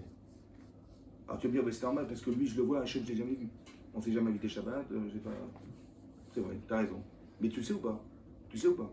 Comment ça se fait que tu ne réagis pas à ce que tu sais, alors que ce que tu sais, c'est plus fort que ce que tu vas voir? Comment ça se fait? Comment ça se fait que tu ne réagis pas en disant, mais je sais! Enfin, comme je sais qu'il faut faire la prière, je viens à la synagogue, je sais que... Comment ça se fait? Comment ça se fait que tu sais qu'Hachem, il est plus que ce que tu vas voir, et tu as plus peur de ce que tu vas voir, de ce que tu sais? Mais comment c'est possible? Mais tu vas pas, il n'y a pas photo entre Hachem et quelqu'un d'autre, c'est pas possible. Et pourtant, non, quand je l'ai vu, ouais, j'ai dit, oh, j'espère qu'il n'y a personne. Oh. Mais attends, mais il y a déjà quelqu'un là-haut. Ça fait longtemps qu'on t'a regardé, ça va? Comment ça se fait que tu ne réagis pas à ce que tu sais? Vous avez compris ou pas? Ça veut dire quoi ça? Ça veut dire que c'est plus fort que ce que tu sais. Quand quelqu'un dit, mais moi je savais, mais c'était plus fort que moi. Ça veut dire quoi plus fort que quoi? Plus fort que ce que tu savais. Tes émotions, elles sont plus fortes que ta connaissance. Alors comment ça se passe alors? Puisque tu vois bien que tu ne réagis pas à ce que tu sais. Alors quand tu vas étudier la Torah, bah, c'est d'études. Quand tu vas savoir, mais c'est plus fort que ce que tu vas savoir. Enfin, comment tu t'arranges? Tu as compris? Comment tu vas faire? Alors la réponse est comme ça. Il faut que ce que tu apprennes, il y ait des émotions. Pour refouler une émotion. C'est-à-dire que de construire des êtres, de construire des élèves, de construire des enfants, construire des gens, c'est d'arriver à ce que l'étude de la Torah, elle ne reste pas au niveau intellectuel simplement, mais qu'elle devienne émotionnelle. Il faut que tu ressentes ce que tu dois savoir. C'est pour ça qu'on ne parle pas de Emunat Hashem simplement. On parle d'aimer Hashem et de craindre Hashem. Pourquoi l'amour de la Torah? Pourquoi l'amour d'Hachem? Pourquoi la Havat Hashem? Pourquoi la ira? Ma Hashem Shoel Mibra, la ira auto. Il faut le craindre. Mais c'est quoi? Ce sont des émotions. Mais pourquoi faire? Mais tu as compris pourquoi maintenant? Parce que si tu ne respectes pas ce que tu crains, si tu ne respectes pas ce que tu aimes, eh bien évidemment tu vas tomber dans le panneau. Peut-être que je ne l'aime pas assez. Peut-être que je ne le crains pas assez. Et d'où je sais? Parce que l'Yitzhara, il me l'a dit. C'est lui qui m'a dit. Si tu le craignais, tu serais pas tombé dans le panneau. Vous avez compris ce que je veux dire? C'est-à-dire qu'on nous demande d'avoir une capacité mentale à comprendre fondamentalement ce que je vais faire. Ça va? Mais aussi d'être capable émotionnellement de ressentir ce que je sais. Parce qu'il n'y a que dans le ressenti que tu vas t'en sortir. Par exemple, plusieurs exemples dans la Torah. Un jour, Yosef, il se retrouve seul à seul avec la femme de Potiphar. Parce que madame, elle a prétexté, ça fait un an qu'elle lui court après, elle se change tous les jours, 3 fois par jour. Et bon, c'était le jour de. À l'époque, il y avait un jour d'idolâtrie qui devait aller à l'église, je sais pas quoi. Et elle a dit, écoutez, je suis souffrante aujourd'hui, son mari, je suis souffrante, je peux pas sortir. Je dis, ok, pas de problème. Bon, évidemment que Yosef, il n'est pas parti, d'accord? Et donc, elle s'est trouvée seule à seule avec lui. Et là, elle lui a proposé ce qu'elle lui a demandé. Qu'est-ce qu'il lui a dit, lui? Hein? Qu'est-ce qu'il lui a dit à cette femme? Hein? Comment? Qu'est-ce qu'il a dit dans le texte? Il a dit, Khazak, il a dit, tu sais quoi, si je suis là aujourd'hui, c'est grâce à ton mari. D'accord? Parce qu'il m'a placé à un poste important. Il n'est pas n'importe qui, il est fils, il est, pardon, l'esclave, le serviteur de Potiphar, qui est le ministre de Paro. Ça va? Bon. À part ça, il m'a fait confiance totalement. Il m'a donné tout ce qu'il avait, il m'a dit, je te laisse tout ce que j'ai. Et c'est toi qui vas gérer toute ma fortune. Il m'a fait confiance. Je vais quand même pas traiter ta confiance. À part ça, attends, tu es sa femme, il m'a tout interdit. Il m'a tout permis sauf toi. je vais quand même pas trahir cette relation. Donc j'ai de la karatatov, j'ai de la reconnaissance. Et tu comprends, je vais aller avec toi, je vais passer dans les couloirs, je vais le voir, j'aurai les boules. Parce que j'ai trahi la confiance qu'il m'a donnée, etc., etc. Vous avez compris? Et à la fin, il a dit, bon, il y aurait l'outil, je n'ai pas fauté par rapport à Hachem, parce que l'outil af, l'adultère, c'est une interdiction que les béns noirs ils avaient. Il dit, je suis un bén noir, je peux quand même pas transgresser la Torah. À la fin, il a mis la... C'est marrant comment c'est dans l'ordre. Vous avez vu ou pas? Vous avez compris ou pas? Ça veut dire que si tu n'as pas de valeur à défendre, et toi, une sœur, il va te bouffer. Et ça veut dire qu'il y a une émotion forte, il y a une tentation. Comment tu vas refouler un désir émotionnel en construisant une connaissance émotionnelle? Je lui dois tout à ton mari. Je ne vais quand même pas trahir cette relation. Je lui dois à Karatatov, etc. La reconnaissance du bien, etc. Vous avez compris? Je lui dois tout à ton mari. Je ne vais quand même pas trahir ça. Et donc cette émotion-là peut refouler une émotion. C'est-à-dire que s'il n'y a pas d'émotion, on va se faire bouffer, direct. Parce que tu sais, tu vas dire, oui, mais j'ai compris, vous êtes gentil, mais les religieux sont gentils, mais je comprends pas, mais c'est trop dur. Et évidemment, c'est dur parce que tout le travail de la Vodat Hashem, c'est d'arriver à construire, d'apprendre la connaissance, et deux, de la construire, de la nourrir, de la faire que tu vives avec. Ton Yetzaratov, il doit être assez fort pour te dire que ça ne va pas. Autant que ton Yetzaratov va te dire, mais c'est pas logique. Il y a une logique et il y en a une autre. Celle qu'on te propose et celle que tu devrais savoir. Par exemple, Avraham Avinu, il va faire la Kedat Yitzhak. Ça va? Hachem lui dit, je t'en prie, Karna et Bincha, et Thierry Lera. Asher Avta Yitzhak. C'est méchant quand même. Il lui dit, prends ton fils. Et va l'apporter en holocauste. Par contre, je vais compris. Tu prends ton fils. Bon. Avraham, il a été privé d'enfants pendant une centaine d'années. Il est arrivé d'une seule chose dans sa vie, c'est d'avoir un enfant pour construire l'Israël. Il a pleuré, sa femme, elle a pleuré 75 ans pour avoir un enfant. 75 ans, pas 5 minutes, 75 minutes. 75 ans de sa vie, elle a tenu pour avoir un enfant. Elle a eu cet enfant. 37 ans plus tard, on lui dit, prends cet enfant et apporte-le en holocauste. Mais dans toute sa vie, qu'est-ce qu'il a fait Abraham? Il a dit aux gens, mais vous êtes tarés ou quoi? Parce que tu as de la fièvre, alors tu vas sacrifier ton fils. Oh, mais Dieu, il est en colère, j'ai de la fièvre. J'ai pas compris, mais quoi, il va mourir parce que tu as des problèmes avec le bon Dieu, toi? Ça va? Sois logique. Je dis, ouais, t'as raison. Et il faisait faire tchouva comme ça, des gens, sois logique. Et Hachem, qu'est-ce qu'il lui dit? Prends ton enfant, tue-le. Ça veut dire qu'il devient complètement incohérent auprès de cet Talmidim. Il a des élèves, comme il s'appelle, avant Avinou. Assoun et Fachot Becharan, ils avaient des Talmidim, ils avaient des élèves. Et ces élèves vont voir l'incohérence d'Abraham Avinu, ils perdu la tête. À part ça, vous allez comprendre un jour qu'on devient par ses enfants. D'accord? Donc son présent, c'est son enfant. On dit on élève nos enfants. Ouais, on élève nos enfants. Mais en vérité, c'est vous qui allez vous élever avec vos enfants. Parce que quand on est célibataire, on fait ce qu'on veut dans la vie. Et quand tu es marié, tu fais tout à coup pas tout ce que tu as envie. Tu n'as pas envie d'être un mauvais exemple pour tes enfants, tu n'as pas envie de leur apprendre des choses fausses, tu n'as pas envie de faire n'importe quoi tu as envie d'être émettre. Donc le filtre de ta vie, c'est tes enfants. Parce que c'est grâce à tes enfants que tu vas être cohérent, que tu vas montrer une image différente, que tu vas devenir un sadique. Parce que tes enfants, tu as envie de devenir des rachats. Tu dis, ouais, mais j'étudie pas la Torah, ton fils, tu vas me dire à l'école goy? Non, école juive. Bon, il va étudier la Torah, comment tu vas t'arranger? Ah bah oui, attendez, il a que 3 mois, on va commencer les shiurim. Pourquoi faire? Bah pour étudier la Gemara, parce que quand il aura 12-10 ans, on va faire la Gemara. Faut bien que je m'entraîne. Et qu'est-ce qui t'arrive? Mais j'ai un enfant. Ah d'accord. Donc tu vas l'élever ou tu vas t'élever? Bah tu vas t'élever grâce à lui. Hein. On s'élève par nos enfants. Et son futur Abraham, c'est qui? Bah c'est son enfant. Qu'est-ce qu'on lui demande? De sacrifier toute sa vie. Tout simplement. Ça va? Il dit, prends ton fils, Yéhi Dechrasko, Yéhi Dechrasko. Unique. Il en aura d'autres ou pas? Il aurait dit, prends ton enfant, il est unique, ça veut dire qu'il en aura d'autres ou pas? Et pourtant, qu'est-ce qu'il lui a dit Hachem? Lève les yeux au ciel, regarde les étoiles. Ta descendance sera aussi nombreuse que les étoiles. Regarde le sable de la mer, il sera aussi nombreux. Je prends une contradiction totale là. Ça va? Dieu me dit tu es, et d'un côté il me dit j'ai descendance, je comprends plus rien là. Intellectuellement ça va pas, émotionnellement, l'enfant que tu aimes, l'enfant que j'aime. Bon, il y a deux possibilités. Soit il dit, bon, écoute, j'ai pas compris ce qu'il a dit, mais bon, il a dû dire, il a sûrement voulu philosopher, il a dit, bon, essaie de tuer l'enfant qui est en toi. Le Yitzhara a dit, attends, Abraham, tu vas quand même pas tuer ton enfant. Est-ce qu'il a un gros Yitzhara, Abraham Avinu ici? Énormissime Yitzhara. Qu'est-ce que je vais lui dire à Yitzhara dans ce cas-là? Qu'est-ce que je vais faire? Parce que quand il me dit, mais attends, Abraham, tu vas quand même pas tuer ton enfant. Évidemment qu'il va refuser, évidemment. Au fond du même, il n'a pas envie du tout. Mais Hachem lui dit, fais-le. Qu'est-ce que je fais?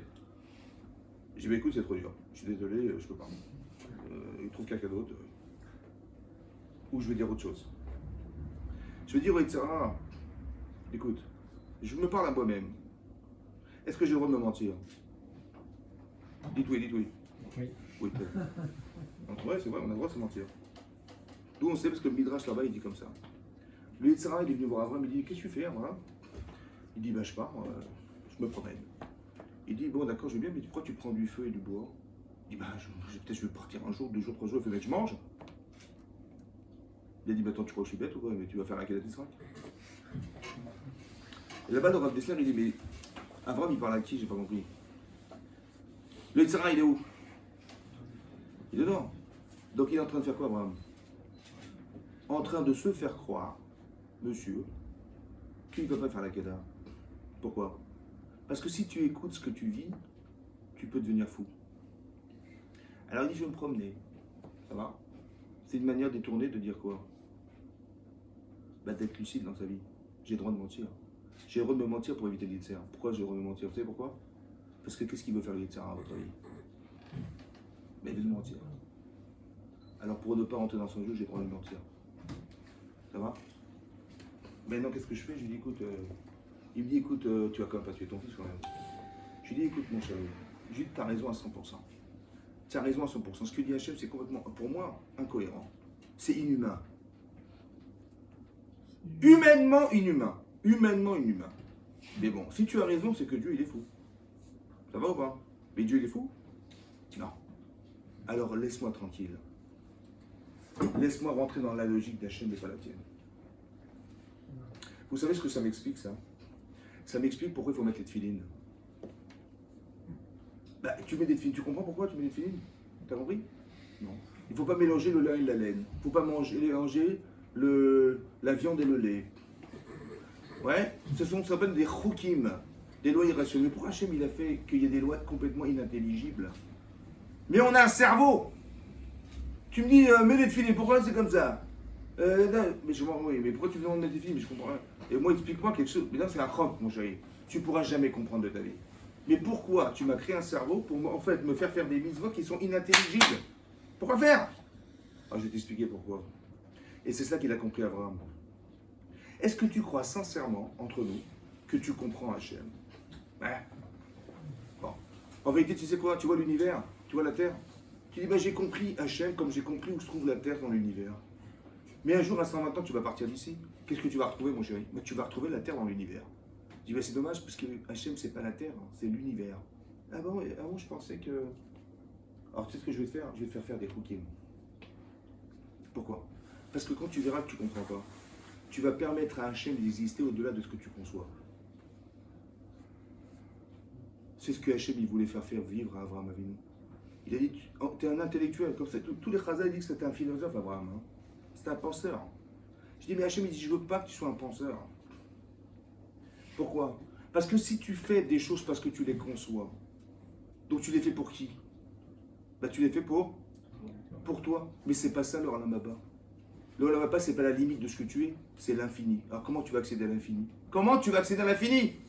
En étant capable de faire abstraction de toi pour.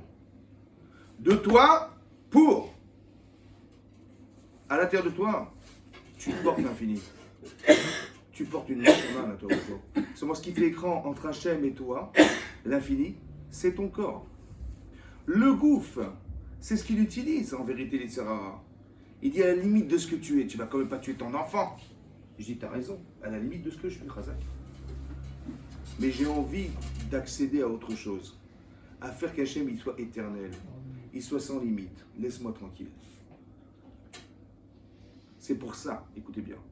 Qui est-ce qui lui a demandé de faire la Kedat Yitzhak? Qui c'est qui lui a demandé de faire ça? Et qui c'est qui l'a arrêté?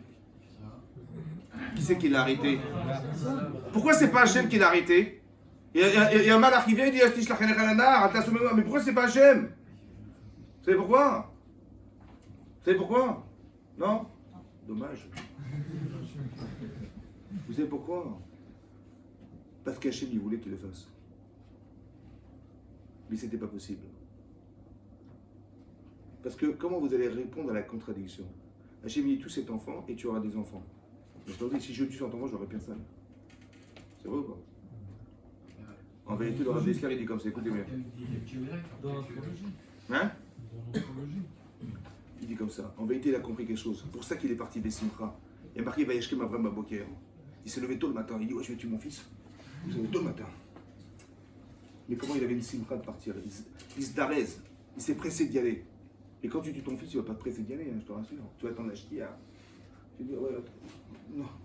Ah, on est presque au bout, mince. Lui, il est pressé d'y aller. Pourquoi? Parce qu'il a compris quelque chose. Et c'est ça que je voulais vous expliquer. Il a compris qu'il va tuer son enfant. Mais s'il a une descendance, c'est que quoi? C'est qu'il va revivre. On est en train de vivre la traite à Métime, la fin des temps. Il a compris qu'il devait solutionner la faute d'Adam Arishon à lui tout seul. Vous avez compris ça? Il était content ou pas? T'as compris, là? Non, t'as pas compris? Il va tuer son enfant. Bon, mais comment il peut avoir une descendance qui va descendre de cet enfant puisqu'il est mort? C'est que forcément il va revivre. Donc on est dans la triatamétime, la résurrection des morts. Et quand est-ce sur la résurrection des morts? Quand hein? Quand Mashiach. Donc c'est bon, c'est moi le Mashiach, j'arrive là, j'arrive. Vous avez compris ce qui se passe? C'est ce qu'il a compris, pour ça qu'il était content. J'ai dit stop. Pourquoi stop? Parce que ce message, il ne peut pas être un message universel.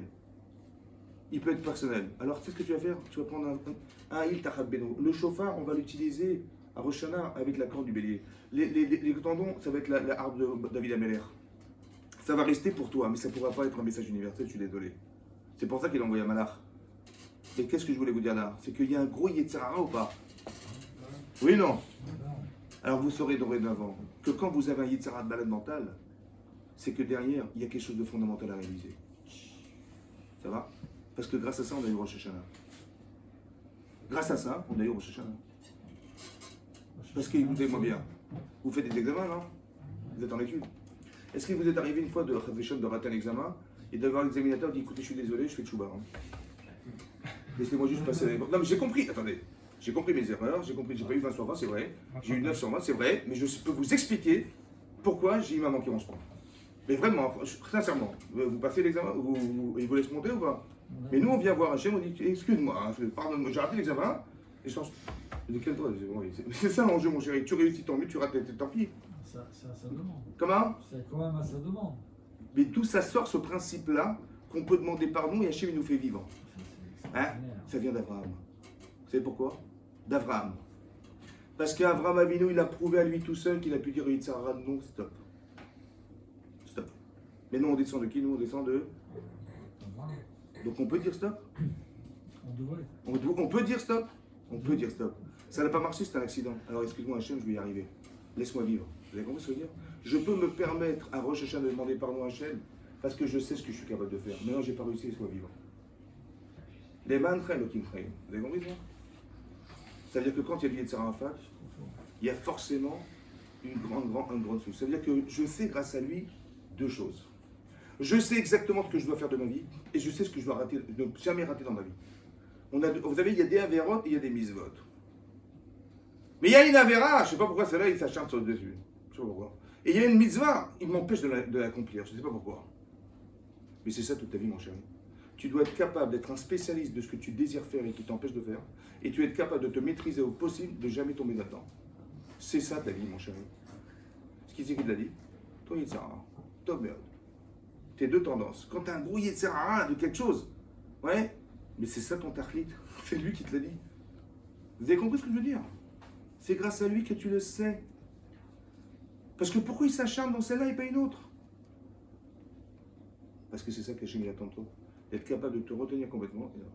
Ça veut dire qu'en vérité, quand Abraham il a refusé, il est devenu Ma'amin. C'est ça la Emunat Hashem. La Emunat Hashem va démarrer là où la logique s'arrêtera. Vous avez compris ce qu'il a gagné, Abraham Avinu? Vous avez compris ce qu'on a gagné, nous? Voilà. Maintenant, il descend du Hara Moria. Qu'est-ce qu'il apprend? Pourquoi? Pourquoi elle est morte? Tristesse. Mais pourquoi? Elle est morte, c'est pourquoi elle est morte? Parce qu'elle a entendu que son mari il allait sacrifier son fils. Et elle n'a pas supporté, crise cardiaque. Mettez-vous à la place d'Abraham Avinu. Vous descendez en haut, vous avez fait la Kélat Israël, super, vous avez gagné une Mounat Hashem, super. Et il descend, il apprend la mort de sa femme, pourquoi? Pourquoi elle est morte? Parce qu'on lui dit, mais t'es malade, mais elle n'a pas supporté. Donc moi je suis Abraham Avinu, qu'est-ce que je pense? Je dis, mais je fais une gaffe. Parce que si je n'avais pas fait la Hakeda, si j'avais pas été à la Hakeda, elle serait vivante. Oui, non. Donc c'est la faute à qui? Ben, c'est à moi.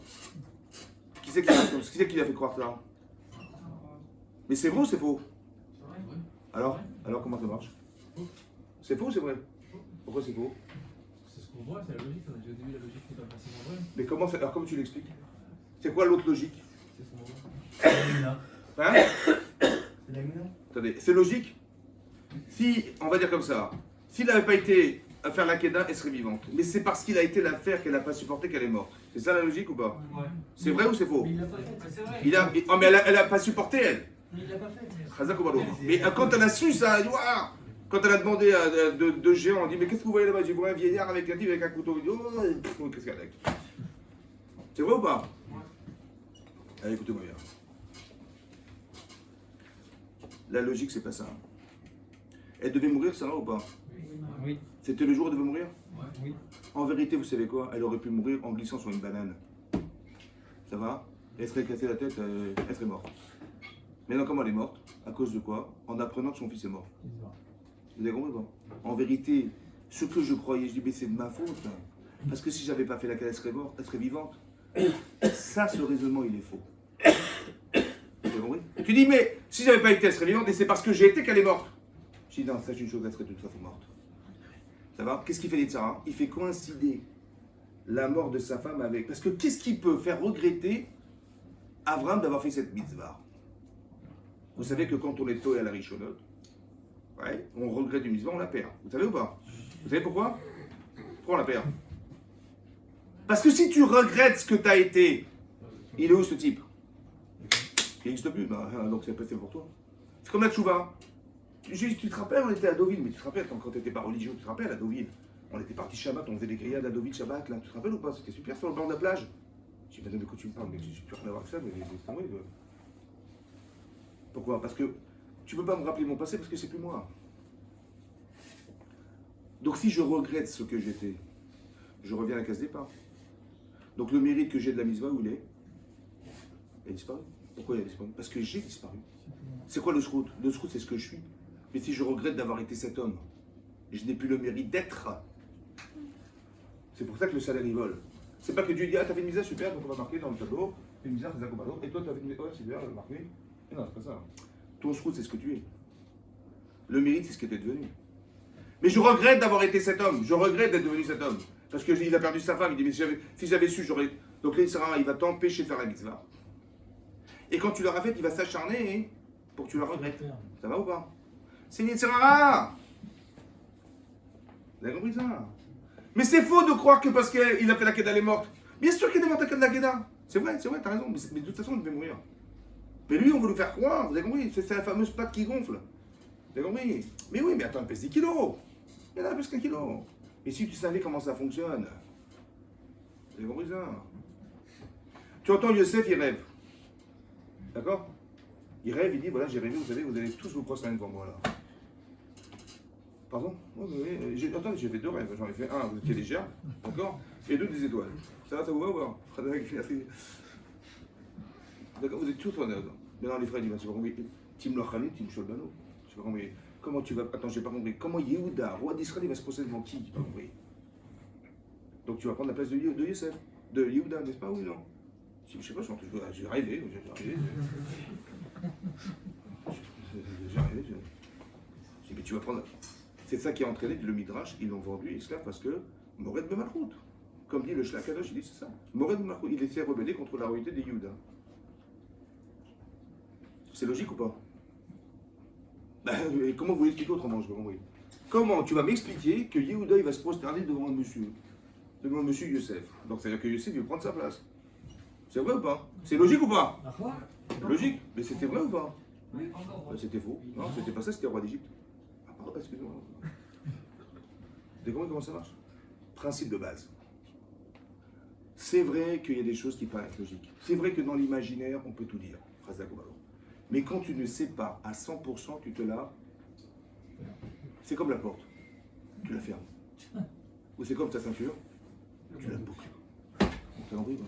Quand tu sais pas, tu dis je sais pas. Je suis désolé. Ça paraît logique, il n'y a pas de problème. De ce que j'entends, c'est logique. Mais parce que c'est logique que c'est vrai. C'est vrai, il sert à comment il s'arrange.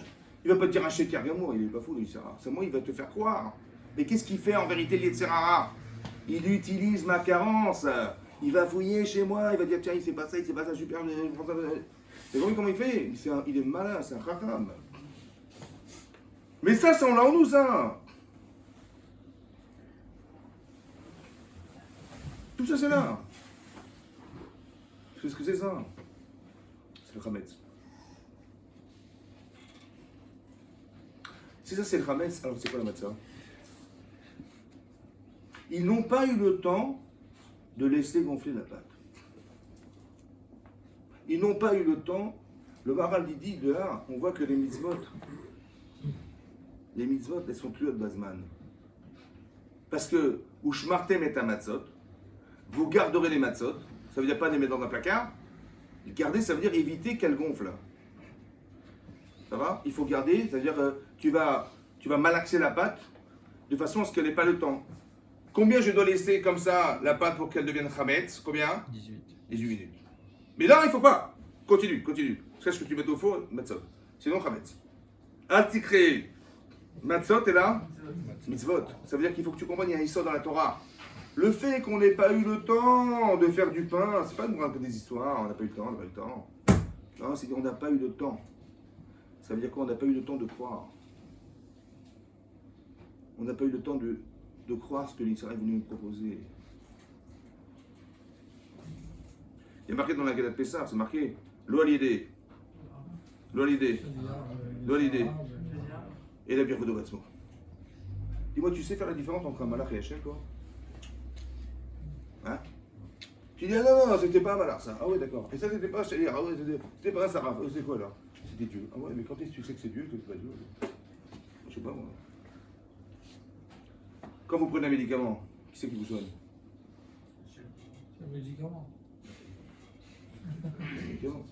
Il y a des molécules ou pas dans le médicament? Ouais, tout à fait. Évidemment. Et c'est quoi les molécules?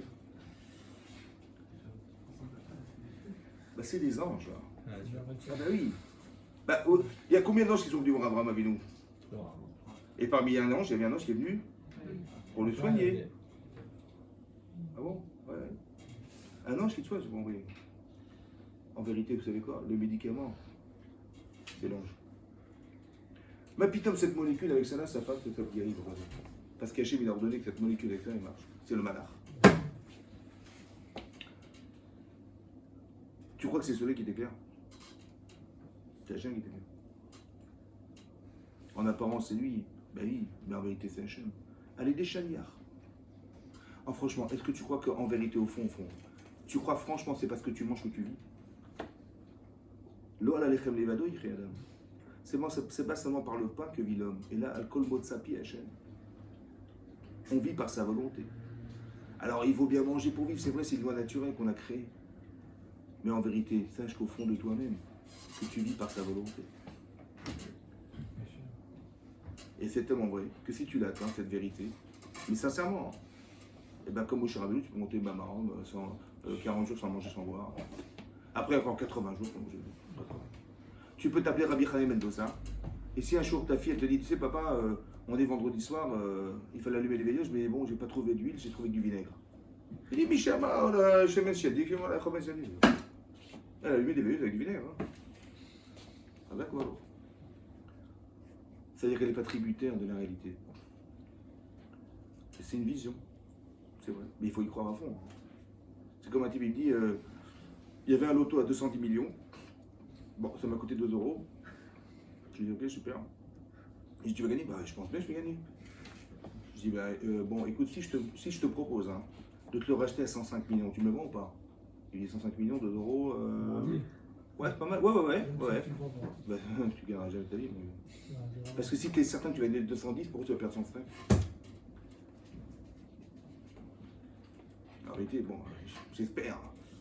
105, J'ai une chance sur 14 millions quand même. Et est-ce que j'y crois vraiment?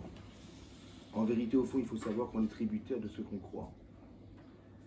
Qu'on vit tous par intermédiaire. Mais là, on était sûr qu'il n'y avait pas d'intermédiaire. Quand est-ce que tu sais qu'il n'y a pas d'intermédiaire? Quand c'est pas possible autrement. c'est Hachem. Vous avez compris? Est-ce qu'on peut te sortir d'Égypte? Non. Est-ce que tu peux sortir de façon directe? Non. C'était tellement sûr que c'était lui.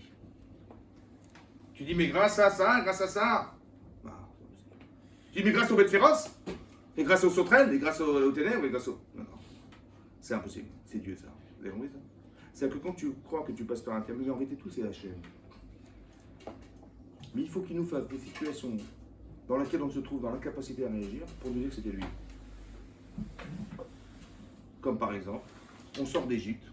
Au bout de 3 jours qu'on est parti d'Égypte, on lui dit faites marche arrière. On va où? On va retourner en Égypte. Un jour.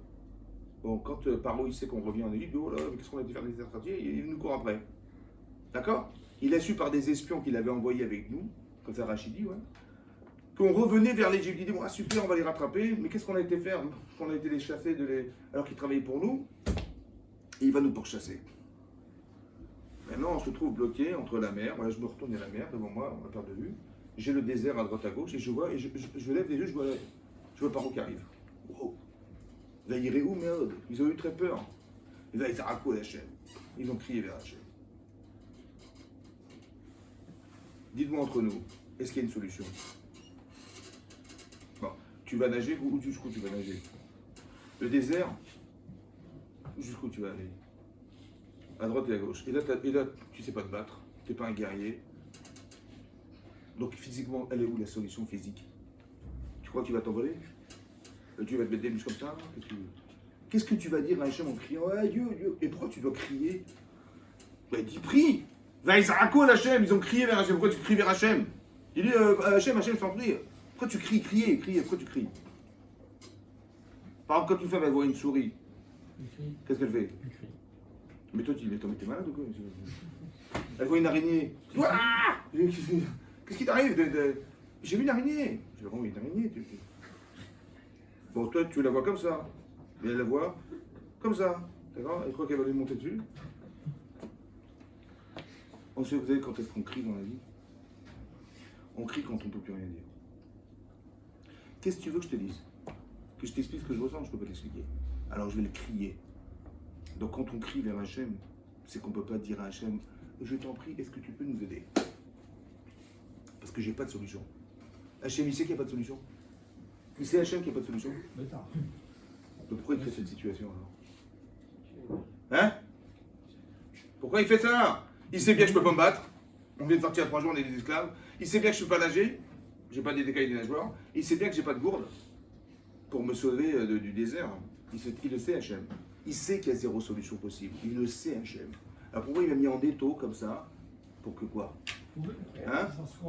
Non. Pour prier. Hein? C'est vrai. Et surtout pour une chose. Une chose. C'est que tu vas voir à 100% que c'est lui. Quand tu travailles, tu as fait des études, tu as trouvé un business, tu as trouvé la banque qui a pris le crédit, tu as trouvé le local, tu as trouvé les formateurs, tu as trouvé le graphiste, tu as trouvé la pub, tu as tout trouvé. D'accord?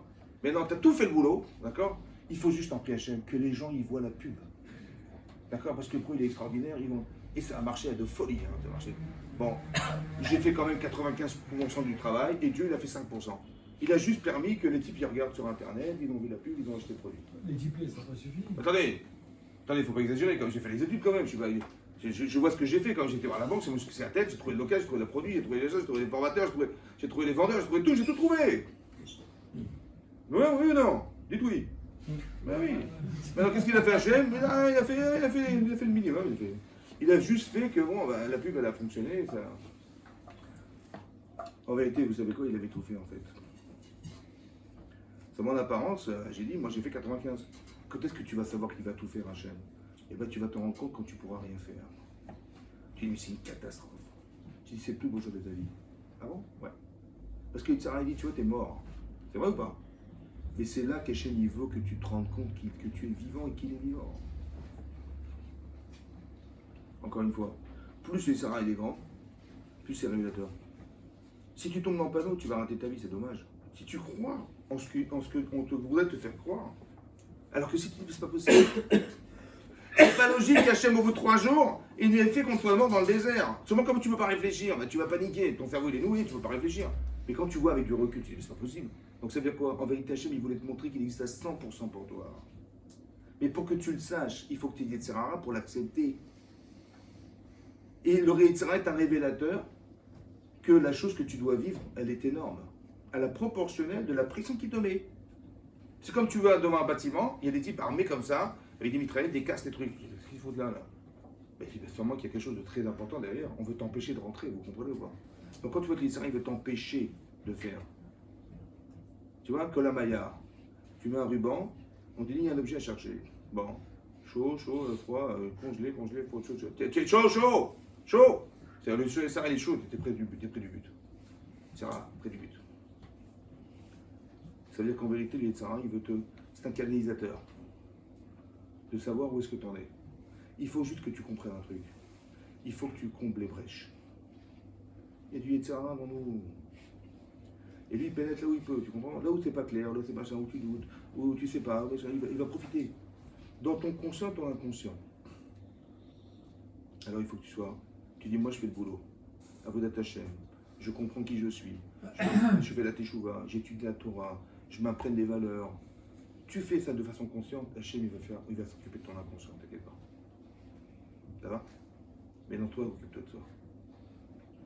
À Pessah, on va manger des matzot. Il ne faut pas que le temps, il est de gonfler. Qui c'est qui permet de gonfler? Yetzirah. Quand tu dis, mais qu'est-ce qu'on va faire? J'ai vu qu'ils arrivent. Il arrivait qu'on allait être ses esclaves. Ça va? En fait, ce qui se passe, c'est que tu lui as laissé le temps. Moshe Rabbeinu, il a tardé à descendre. Ça fait 6 heures qu'il aurait dû être là, il n'est pas là. Qu'est-ce qui s'est passé à votre avis? Il est mort. Parce que tous les gens qui arrivent en retard, ils sont morts. T'as rendez-vous avec quelqu'un? Ah bah oui, il est mort. Ils ont cru qu'il est mort. T'as rendez-vous avec sa prière, il va venir cet après-midi, ah bah il est pas là, bah il est mort. Il est mort. Non, il est pas venu, il est mort. Mais pourquoi il est mort? Il est pas mort, pourquoi il est mort? Et tout le monde a cru qu'il était mort. Ils ont vu Mitato, qui c'est qui leur a fait croire qu'il était mort? Satan, pour Achad Bavi. Il a vu, ils ont vu Mitato, ils ont vu quelque chose, ils ont vu. Ils n'ont rien vu du tout. Ils ont cru, ils ont imaginé. Pourquoi c'est comme ça? Parce que vous allez vous rendre compte que le seul homme au monde qui peut monter sur le mont Sinaï, c'est Moshe.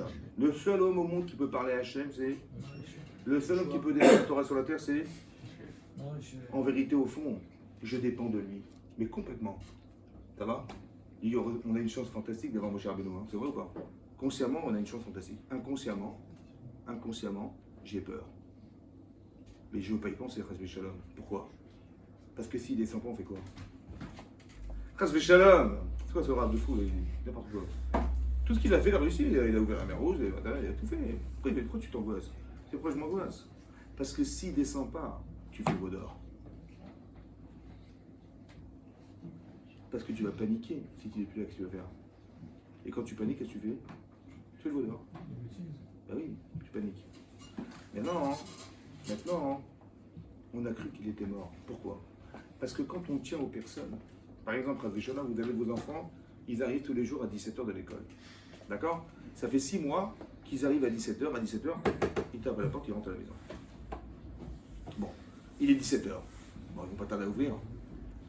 Bon, 17h15. On va pas tarder à descendre, bon, 17h30. Ça va? 17h45. Alors? Ils se sont fait écraser, ils ont été kidnappés. Ah oui, non. Mais pourquoi tu penses ça? Parce que quand tu tiens aux personnes, tu as peur pour eux. Mais tu ne penses pas parce que ton cerveau, il ne va pas te faire de souffrance. Alors il va refouler cette peur. Mais elle existe ou pas? Et quoi, tu attends de perdre tes moyens pour arriver à un jour à solutionner ce problème?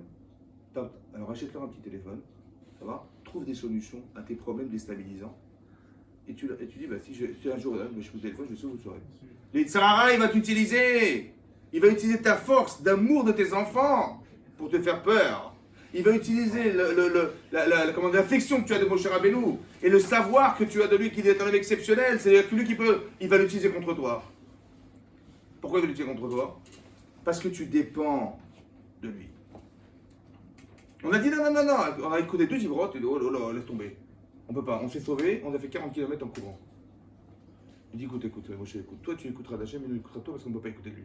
Ah, tu ne veux pas écouter de moi? Oh la guerre. Moi j'aurais tellement aimé que vous écoutiez de moi. Alors il va tarder, mon cher Abénou. Et c'est là que tu vas comprendre que quand tu dépends des gens, tu deviens indépendant, tu deviens dépendant des gens, faut pas.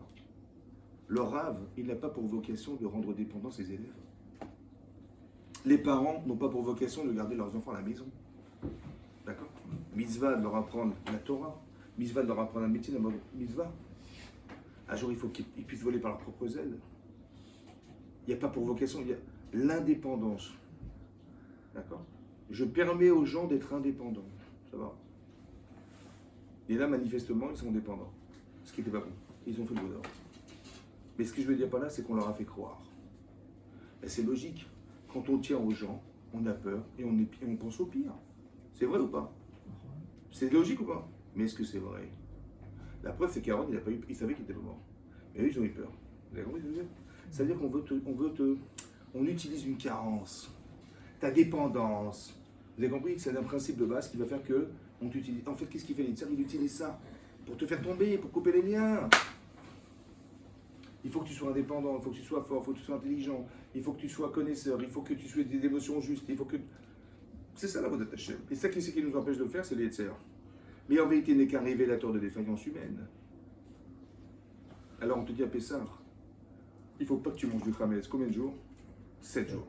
Mais combien tu manges des matzot? Combien de jours? Un soir. C'est pourquoi? C'est tellement difficile de ne pas avoir de doute dans sa vie.